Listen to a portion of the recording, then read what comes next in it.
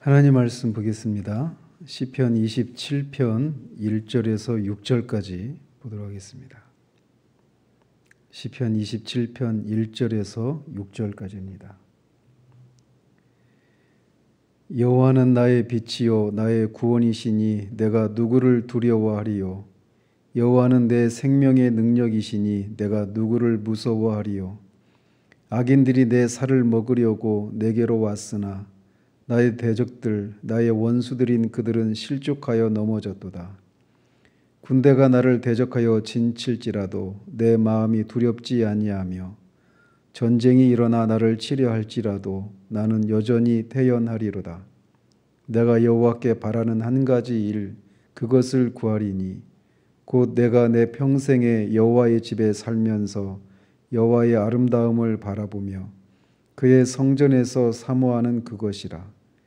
여호와께서 환난 날에 나를 그의 초막 속에 비밀히 지키시고 그의 장막 은밀한 곳에 나를 숨기시며 높은 바위 위에 두시리로다. 이제 내 머리가 나를 둘러싼 내 원수 위에 들리리니 내가 그의 장막에서 즐거운 제사를 드리겠고 노래하며 여호와를 찬송하리로다. 아멘.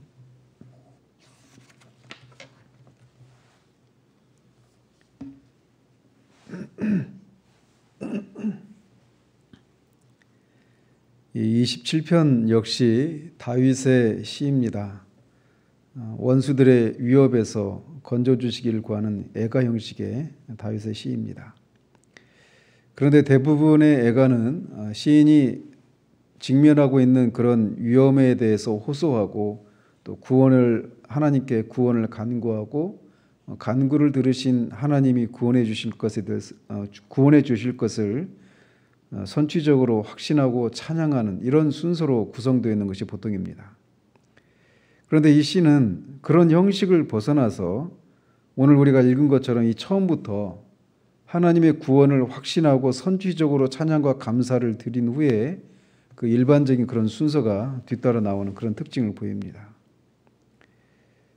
그래서 이 시는 세 부분으로 이렇게 나눌 수 있는데 1절에서 6절까지가 첫 번째 부분입니다. 그래서 거기에서 다윗이 지금까지 체험한 여호와의 구원 역사의 근거에서 자신이 비록 지금 당장은 대적들에 의해서 둘러싸여 있지만 여호와를 의지함으로 안전하고 결국에는 대적들을 무찌르고 하나님께 감사의 제사를 드리게 될 것을 확신하면서 하나님과 사람 앞에 그런 신앙을 선언하고 있습니다.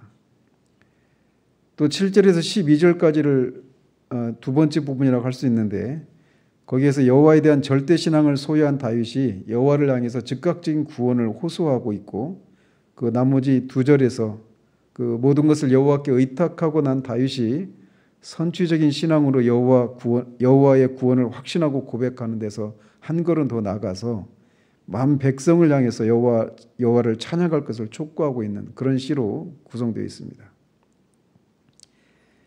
1절에 보시면 여호와는 나의 빛이요 나의 구원이시니 내가 누구를 두려워하리요.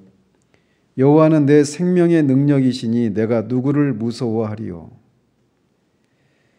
시인은 빛이 어두움을 몰아내듯이 여호와께서 모든 대적들을 물리쳐 주시고 또 성도를 생명과 구원의 길로 인도해 주시는 분이심을 선포하고 있습니다.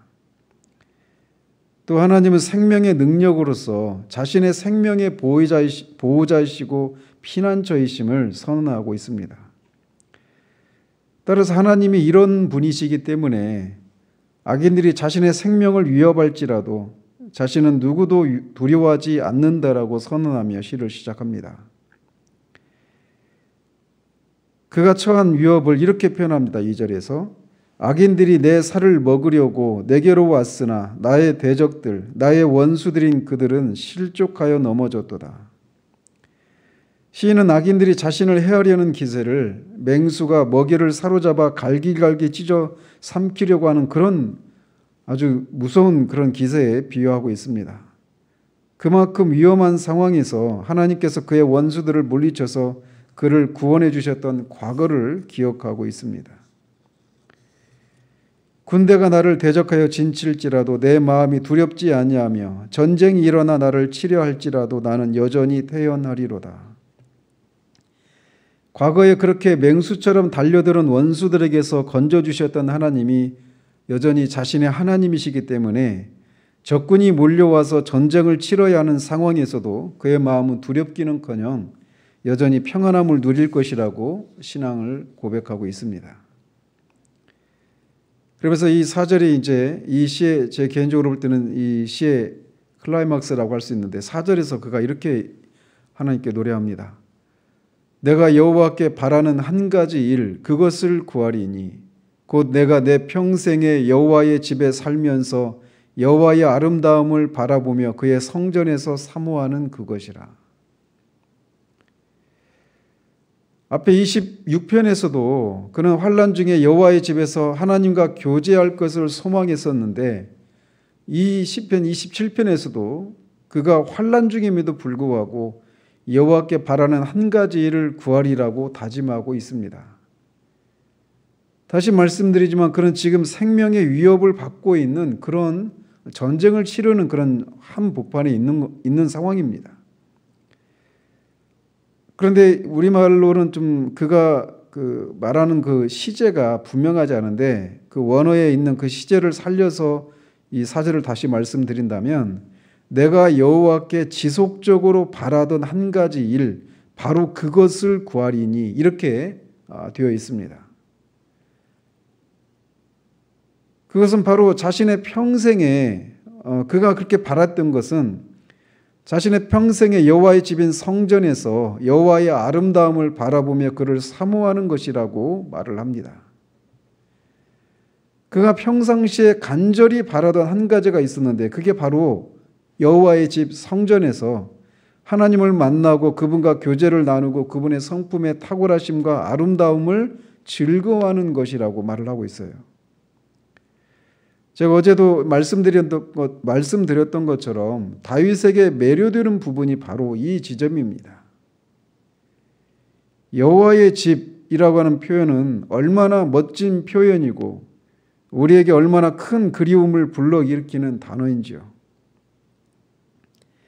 다윗에게 있어서 성전은 정해진 날과 절기에 찾아가서 정해진 양식을 따라 정해진 제물과 제사를 드리는 것 이상의 장소였습니다. 그에게 그곳은 살아계신 여호와가 계신 곳이었습니다. 그래서 위기가 있을 때마다 그는 그곳에서 하나님의 도우심을 구했고, 전쟁에서 승리를 거둘 때마다 그는 그곳에 찾아가서 승리를 주신 하나님께 승전부를 올리면서 감사와 찬양을 올려드리는 곳이었습니다. 슬픔이 있으면 슬픔 때문에, 기쁨이 있으면 기쁨 때문에 그곳에 올라가서 하나님 앞에 그의 마음을 쏟아내고 위로를 얻기도 하고 감사를 표하고 하나님과 교제를 나누는 곳이었습니다. 제 아내가 학원에 다니고 있는데 매일 저녁에 학원에 있다가 집에 돌아올 때마다 가족 단톡방에 갈게 하고 그렇게 카톡을 보내고 집에 돌아옵니다. 밖에서 아무리 급하고 좋은 일이 있어도 하루를 마치면 우리는 언제나 집으로 돌아옵니다. 다윗에게 성전은 바로 그런 집이었어요. 누가 계신 여호와께서, 여호와의 집이었습니다. 그곳에는 하나님이 계셔서 밖에서 겪은 일들 때문에 상하고 지친 심신을 쉬고 위로도 받고 재충전해서 다시 삶의 전쟁터로 돌아가는 그런 곳이 바로 다윗에게 성전이었어요. 그런데 그는 더 나아가서 여호와의 집인 성전은 그곳에 계신 하나님으로부터 받는 여러 가지 유익이 있어서 그가 그곳을 사모하기보다 그곳에 계신 여호와의 아름다움을 바라보고 그를 사모하는 곳이라고 하는 의미가 더 강력했던 것으로 보입니다. 여호와의 아름다움이란 그분의 존재와 지혜와 권능과 거룩하심과 공의로우심, 인자하심, 자비하심, 진실하심, 선하심, 사랑, 이런 것들에 있어서 무한하시고 불변하신 영원하신 성품을 의미합니다. 그에게 무엇인가를 주시는 하나님이심을 넘어서서 그에게 그런 것들을 주시지 않으셔도, 아니 다윗이 그런 하나님을 그런 분이라고 인정하지 않아도, 아니 더 나아가서 다윗이 없어도 여전히 그렇게 완전하시고 자존하시고 자충족하신 하나님의 아름다우심에 그는 완전히 사로잡혀 있었던 겁니다. 여호와의 집에서 그런 이런 하나님을 만나고 그런 하나님을 즐거워하는 것을 통해서 그가 살아있음을 확인하고 힘을 얻었던 것이죠. 여호와를 기뻐하는 것이 자신의 힘이라고 하는 것을 그는 정말 잘 알았던 그야말로 진정한 하나님의 사람이었습니다. 저는 감사하게도 청교도적인 신앙과 신학 전통을 따르려고 하는 교회에서 회심을 했고, 거기에서 그 회심의 초기에 그곳에서 신앙생활을 했습니다. 지금으로부터 한 25년 전에 한국교회의 청교도에 대해서 알려졌던 것에 비하면 한 20여 년이 지난 오늘날은 훨씬 많이 알려졌다고 생각합니다. 그렇지만 저는 많은 사람들이 청교도들에 대해서 언급하면서 그들에 대해서는 얼마나 많은 이해를 하고 청교도들에 대해서 언급을 할까, 그런 생각을 하곤 합니다.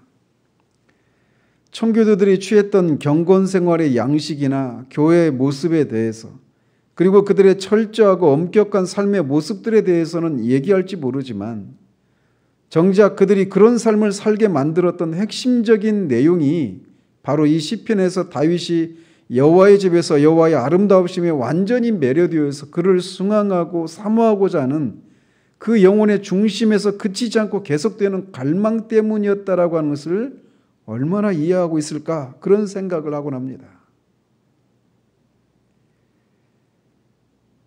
98년인데 그때 존 오웬의 영적 사고방식이라고 하는 책을 3번의 시도 끝에 그때 처음으로 이제 독파를 했습니다.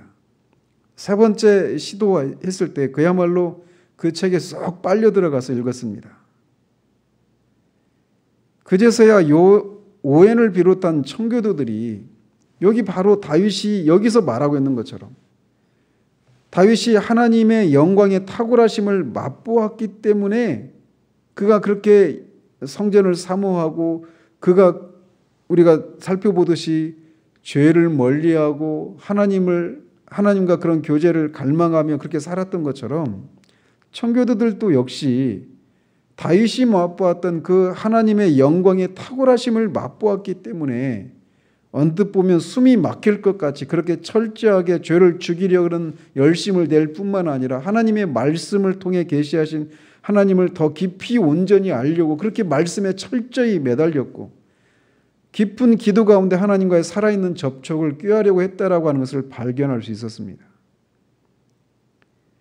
다윗은 그것을 오래도록 계속해서 추구해 왔었고 그것을 하나님께 계속해서 요구해 왔었습니다. 하나님을 더 알려주시길. 그런데 다윗은 지금 적군에 둘러싸여 전쟁을 치르고 있는 중인데 바로 그것을 여호와께 구하겠다라고 말하고 있어요.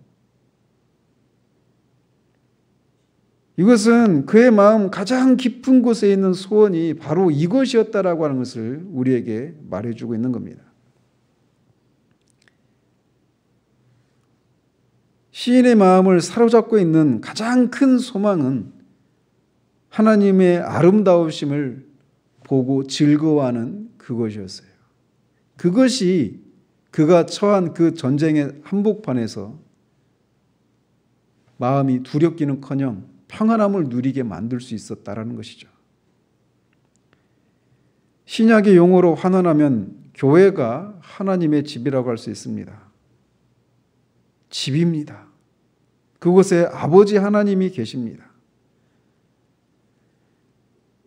구약의 성전에서 누렸던 것을 교회에서 우리가 누릴 수 있어요. 그리고 이렇게 교회에서 누리는 하나님 아버지와의 그런 교제는 궁극적으로는 하나님 아버지가 계시는 영원한 집, 천국에서 누릴 복을 우리들로 향하도록 하게 만드는 것이죠.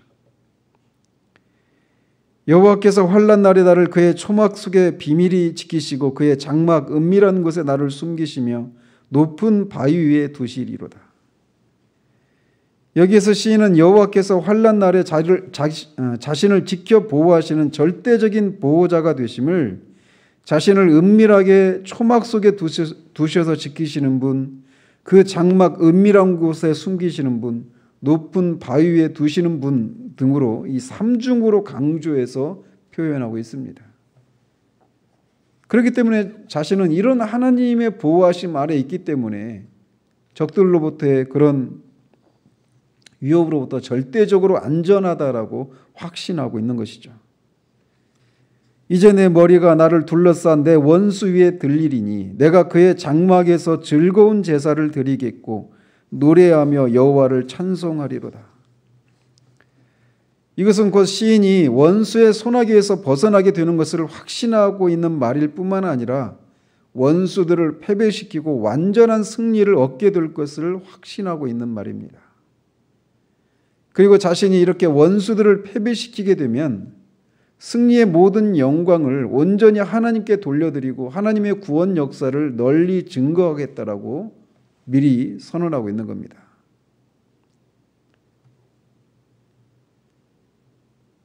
여러분에게 만약 하나님께서 오늘 기도 중이라도 하나님이 여러분을 찾아오셔서 가장 원하는 것이 무엇이냐고 물으신다라면 무엇이라고 대답하겠습니까? 아마 이런저런 어려움으로부터 구원해 주시기를 바란다라고 대답하실 수 있습니다. 또는 말씀을 더 깊이 깨닫기를 바란다라고 할 수도 있겠고 구원의 감격을 누릴 수 있게 되기를 바란다고 할 수도 있습니다. 이것들 자체가 잘못된 것은 아닙니다. 그런데 다윗이 그렇게 절대적인 구원이 필요한 그 급박한 상황 속에서도 그가 평상시에 지속적으로 하나님께 요구해왔던 단 한 가지 소원이 있고 그것을 구하겠다라고 말하고 있는데 그것이 바로 하나님의 아름다우심을 즐거워하고 사모하는 것이었어요. 이것이 우리의 궁극적인 소망이어야 합니다.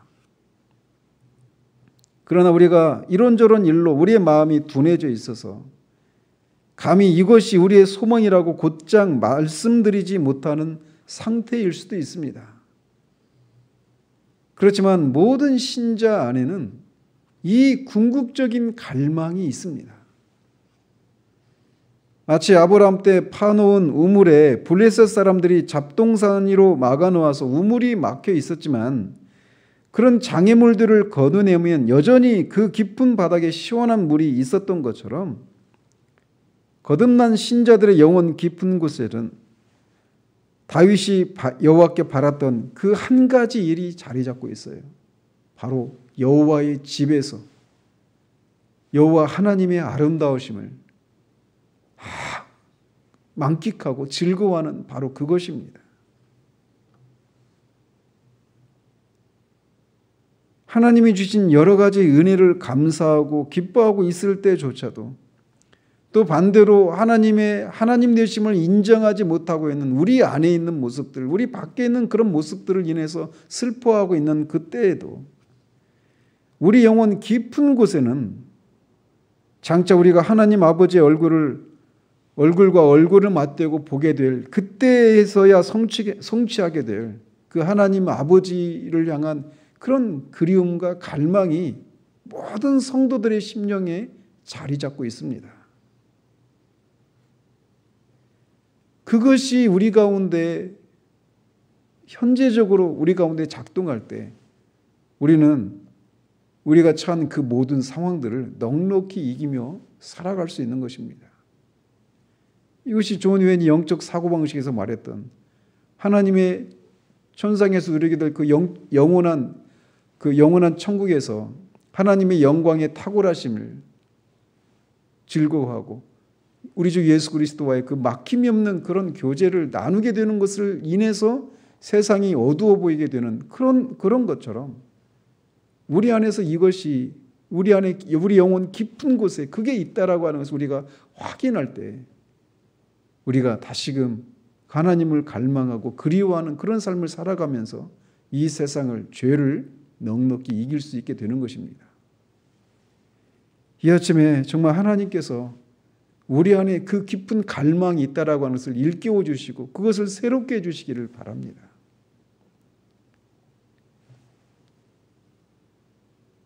그런 소망이 늘 다윗의 마음에 늘 자리하고 있었던 거예요. 하나님이 주시는 크고 작은 은혜를 늘 누리고 있었음에도 불구하고 그런 은혜들이 더 큰 갈망, 영혼 속에서만 채워질 수 있는 그 완전한 만족을 향한 갈망이 늘 있었던 것입니다. 성도의 삶은 바로 그것을 품고 그것을 갈망하며 살아가는 거예요. 이 아침에 그런 은혜들이, 그런 우리 안에 있는 깊은 갈망이 다시금 하나님에 의해서 터치가 되어지고 새롭게 되어져서 우리의 삶을 새롭게 바라볼 수 있는 은혜가 있기를 바랍니다. 기도하겠습니다. 하나님 아버지, 다윗이 전쟁 중에 있음에도 불구하고 그가 하나님께 구하겠다라고 했던 것은 전쟁에서의 구원이 먼저가 아니라 여호와의 집에서 여호와 하나님의 아름다우심을 즐거워하는 그것을 구하겠다라고 말하고 있는 놀라운 내용을 살펴보았습니다. 다윗의 마음의 깊은 곳에 하나님 여호와 하나님의 어떠하심을 즐거워하고 기뻐하며 그분과 정말 끊어짐이 없는 그런 교제를 나누고자 하는 그런 갈망이 늘 있어 왔고 전쟁이라고 하는 그 급박한 상황 속에서도 그것이 꺼지지 않는 채 그렇게 그의 마음에 있었던 것을 확인하게 됩니다. 우리 역시 그리스도로 말미암아 하나님 아버지를 우리의 아버지로 알게 된 우리 모든 신자들의 심령에도 하나님이 그 갈망을 심어 놓으셨음을 우리가 믿음으로 고백을 드립니다. 정말 우리가 우리 영혼 깊은 곳에 있는 하나님의 얼굴과 얼굴을 맞대고 볼 때에서야 끝이 있게 되는 그 끊어지지 않는 갈망이 우리 가운데 있음을 다시금 일깨워 주시고 그 갈망을 채워지기 전까지 우리가 쉴 수 없는 그런 삶을 살아갈 수밖에 없는 사람이라는 것을 알게 하시고 그 갈망이 채워지기를 위해 그렇게 하나님이 계신 여호와의 집을 바라보며 살아가는 것을 통해 이 세상을 이기고 죄를 이기고 우리가 겪는 여러 가지 고난과 환난을 넉넉히 이기며 살아가는 우리들 될 수 있도록 이 아침에 우리의 심령을 새롭게 해주시기를 소원합니다. 예수 그리스도 이름으로 기도합니다. 아멘.